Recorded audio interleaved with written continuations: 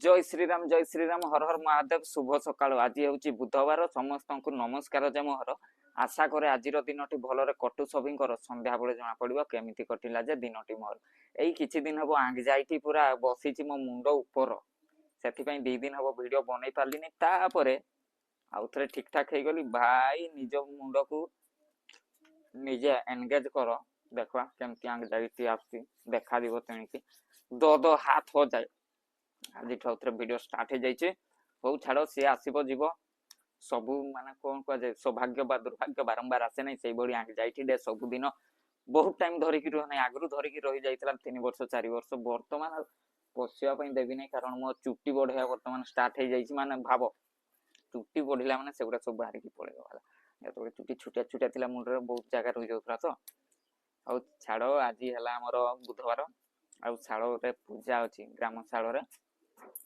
ग्राम देवती पाखे पूजा अच्छे से जेहेतु आम पशु बलि दि जाए आ संध्या बेलू से बलि को प्रसाद भाव भक्षण करमको उपवास रही पड़े उपवास कहले उषुना द्रव्य उषुना तैयारी माने जमती उषुना भात है तरकारी है से गुड़ा ख्याखी ना खाली फलमूल आम एभरग्रीन महंत मान पिठा पिठा खाइबा ये अरुआ चाउल बनाई ना चूना खपड़ा पिठा खाऊँ आउ ये अच्छी मोर चिन बादाम बोले ग्राउंड नट खाइबा तापर भोकर आज टे आउटू पाउटू हवा संध्या बेले टे मुहर आमिष बाजिब से तो कथा आज दिन एबे बाहरी चलिली मु मैदान खेल को कथा कौन कि गत सप्ताह बापा कहले पोस्टाल गोटे डिपोजिटा थिला मारी देबू मु आ गत सप्ताह आसीनी आज जमती मन पड़गला भोला मन तो आसीनी कहले कौन भूली जाइथिबी आज जेहेतु मन पड़गला काम गोटे जाऊँगी मैदान खेल को पोस्टाल डिपोजिटा मारी देबा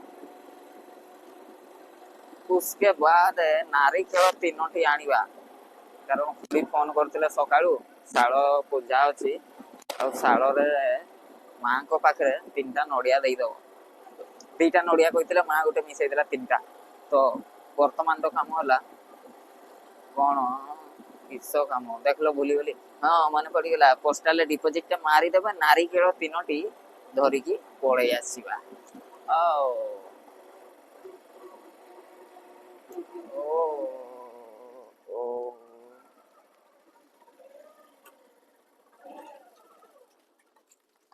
तो स्टार्ट ऑफ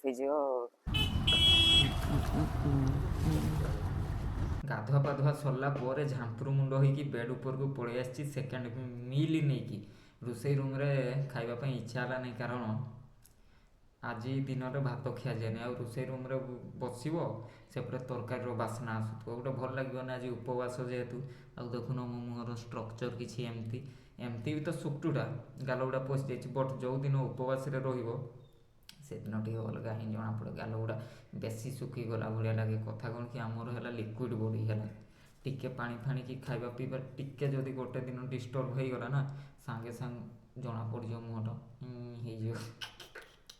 हो किसी ना आउ टिके खाई सारा पर आउ टिके पर टिके नहीं खाऊ खाऊ लेट हो पाखापाखि 5टा हो बर्तमान सुधा पूजा कार्यक्रम सरी नहीं आज आम खाइबू किए किए भोजी खाइबू मु आउ काका यही कंदमूल खाई सारा पर रोसईबास आरंभ करदे अपेक्षा करवा तरकारी आसला मात्रे मसला फसला कषिक रेडी कर आसला माने सांगे सांग चुली रे बसाओ आउ सीझाओ सीझे सांगे सांग खाइदिव आ बेसी बकर बकर हवानी लाड़ आसीगला खाद्य देखिकी मोर खाइबा जो दिन भोकरे थी से दिन खाद्यर महत्व बुझीपर ना खाली भात सह खाली भजाटा ही खाइबी नहीं किंतु एबे लुण देले मुझे खाईदेवी किंतु अपेक्षा करने पड़ो आज अलग खाद्य खाइबापी माने अलग बाहर भात खाइबापी रोसई शाल प्रवेश कर सारी आज आमर भात तरकारी रोसई हेब आम खाइबू काका जाइछंती कटाकटी काम मुझे भात रोसई करी निआ जड़ीगला मोर है आउ हांडी ऊपर ये जो परतटा दिखाई माटी लेपटा माँ କ'ଣ ପାଇଁ ଦେଇଛି କି ହାଣ୍ଡିଟା କଳା ହେବନି, ଯେତିକି ବି କଳା ହେବ ଏଇଠି ଲାଗିଯିବ, ଇଆ ଯେଉଁ ଧୂଆଁ ଗୁଡ଼ା ଲାଗିଗଲା ପରେ ଧୋଇଦେଲା ପରେ ଆପେ ଛାଡ଼ିଯିବ। ତା ଉପରେ ଯେହେତୁ ମାଟିଟା ଅଛି ସେ ମାଟିଟା କଳା ହେଇକି ରହିଯିବ, ହାଣ୍ଡି ଉପରେ ଏତେ ଇଫେକ୍ଟ ପଡ଼ିବନି। ଯଦି ଏଇଟା ଦିଆ ନ ହେଇଥାଏ ତାହେଲେ ହାଣ୍ଡିଟା କଳା ହେଇଯାଏ। ହଉ, ଆଉ କେତେ ଚାଉଳ ଦେଇଛି ମା ଦେଖୁଛ, ଆମେ 2 ଜଣ ଖାଇବୁ।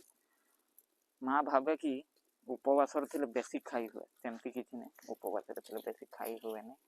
ହଉ କିଛି ନାହିଁ, ବଳିଗଲେ ମୋଟୁମାନେ ଖାଇଦେବେ ଆଉ, ତାଙ୍କ ପାଇଁ ବି ରୋଷେଇଟା କରିଦେବା।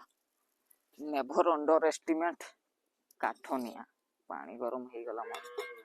ବର୍ତ୍ତମାନ ଚାଉଳ ଧୋଇ ଦେଇଥିଲି, ଚାଉଳ ପକେଇଦେବା।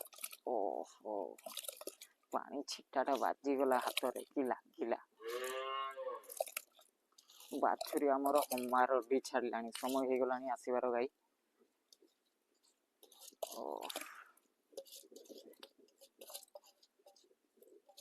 ବର୍ତ୍ତମାନ ଖାଲି ଜାଳ ଦେଇକି ବସ, ସିଝିବାକୁ ଅପେକ୍ଷା କର।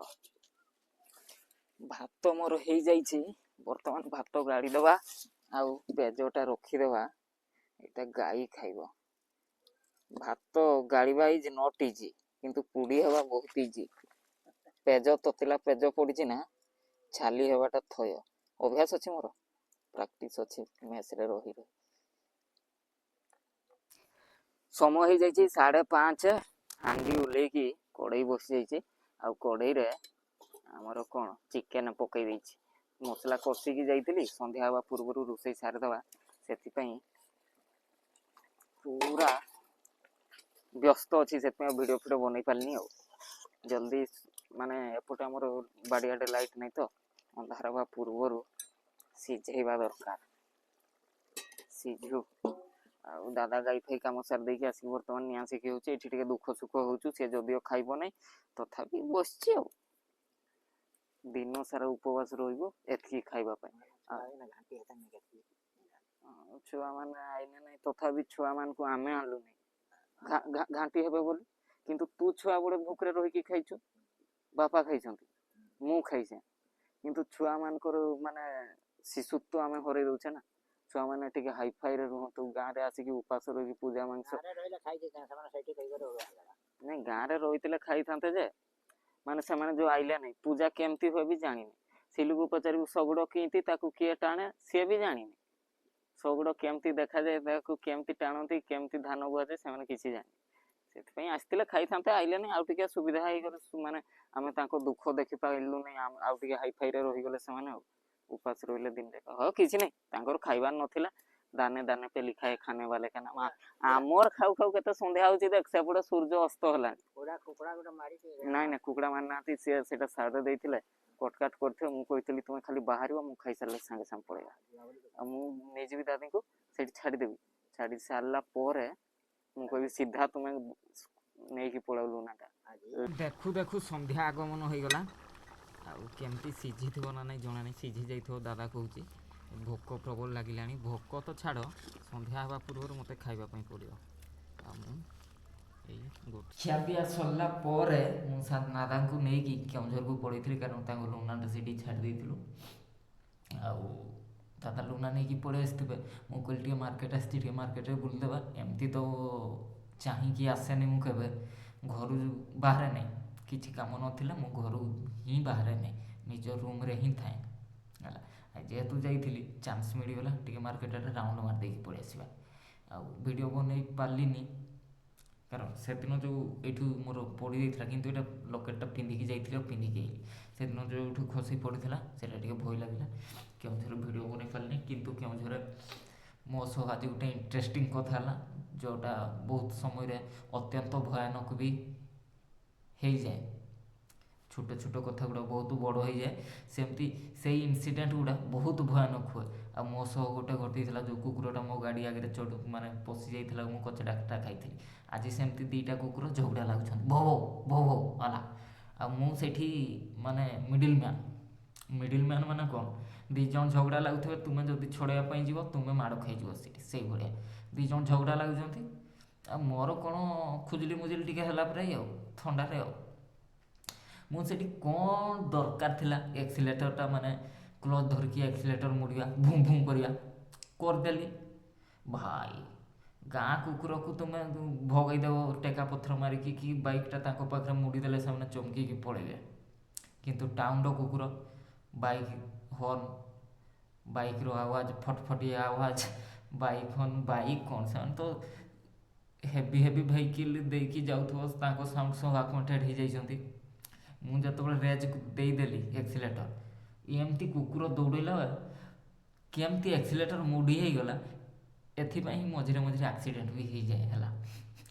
ତ ମୁଁ ଆଜି ନିଜେ ହୃଦବୋଧ କଲି, ମାନେ ଭୁଲ ଯେଉଁ ଶିଖନ୍ତି ମୁଁ ଶିଖିଲି। ଯଦି ଆଗରୁ ଗାଡ଼ି ଫାଡ଼ି ଆସିଥାନ୍ତା କି ଆଉ କ'ଣ ଜାମ୍ ଫାମ୍ ଥାନ୍ତା, ମୁଁ ମୁଡ଼ି ଦେଇଥାନ୍ତି, ତାହେଲେ ତ ସିଓର ଆକ୍ସିଡେଣ୍ଟଟା ହୁଅନ୍ତା ନା। ଏଇଠୁ ସବୁ ସମସ୍ତଙ୍କୁ ମାନେ କ'ଣ କୁହନ୍ତି ତାକୁ, କ'ଣ ମାଇଣ୍ଡ ହୁଅ ସେଇଟା, ଉପଯୁକ୍ତ ବୁଦ୍ଧି ନୁହଁ ତ, ମାନେ ଅବସ୍ଥା ଦେଖି ବ୍ୟବସ୍ଥା, ମାନେ ପାର୍ଟିକୁଲାର ସମୟରେ ସେହି ସମୟରେ ଉଚିତ ଡିସିସନ୍ ନେବାଟା କୁହାଯାଏ।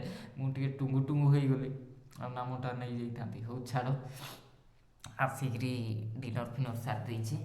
ଆଉ ବର୍ତ୍ତମାନ ଭିଡ଼ିଓ ଏଣ୍ଡ କରିବା ଆଉ ଶୋଇପଡ଼ିବା। ଚାନ୍ସ ଥିଲା ମୋର କେଉଁଝରରେ ରହିବାର, କିନ୍ତୁ ନିଜ ବିଛଣାରେ ଶୋଇବ ଯାହା, ଆଉ ସେଇଠି କେଉଁଝରରେ ରହିବାଟା ମୋତେ ସୁଇଟେବୁଲ୍ ଲାଗିଲାନି। ଯଦିଓ ଥଣ୍ଡା ଲାଗିଲା, ଜଙ୍ଗଲ ମଝିରେ ଏକା ଆସିଲି, ତଥାପି ପଳେଇ ଆସିଲି। ଆଉ ସୁଖେ ଦୁଃଖେ ଆଜିର ଦିନଟି ସରିଯାଇଛି। ପୁଣି ଦେଖା ହେବ ଏକ ନୂଆ ସକାଳ ନୂଆ ଭିଡ଼ିଓରେ। ସେତିକି ସମୟ ପର୍ଯ୍ୟନ୍ତ ବିଦାୟ ନେଇ ରହୁଛି। ଟା ମୁଁ ବିଦାୟ ନେଉଛି ଭିଡ଼ିଓ ବନେଇବାରୁ। ବଟ୍ ମୁଁ ଦେଖାଇ ଦେଉଛି, ମାଆଙ୍କ ନୂଆ ଫୋନ୍ ଆସିଯାଇଛି, ଆଉ ଏଠି ଫ୍ରି ଫାୟାର୍ଟା ଇନଷ୍ଟଲ୍ ହେଇଯାଇଛି। ଆଉ କାଲି ଗୋଟେ ମ୍ୟାଚ୍ ମୁଁ ଜିତ୍ ହେଇଯାଇଛି। ବର୍ତ୍ତମାନ ଗେମ୍ଟା ଟିକେ ଖେଳିଦେବା ନା। ଆଉ ଟାଟା।